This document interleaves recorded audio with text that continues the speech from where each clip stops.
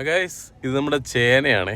എനിക്ക് ഭയങ്കര ഇഷ്ടമാണ് ചേന ഇതുപോലെ മെഴുക്ക് പുരട്ടി വെക്കാനോ അല്ലെങ്കിൽ ചേന മുളകിടിച്ചിട്ട് വെക്കുക, ഇതൊക്കെ നല്ല രസമുള്ള സംഭവമാണ്.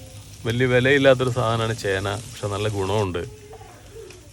കുറച്ച് സവാളയൊക്കെ അരിഞ്ഞ് വെളിച്ചെണ്ണയൊക്കെ ഒഴിച്ച് അതൊന്ന് വഴറ്റി അതിൻ്റെ അകത്ത് കറിവേപ്പില, പച്ചമുളക്, പിന്നെ മഞ്ഞൾപ്പൊടി, ഉപ്പ്, പിന്നെ മുളക് പൊടി ചേർക്കാം.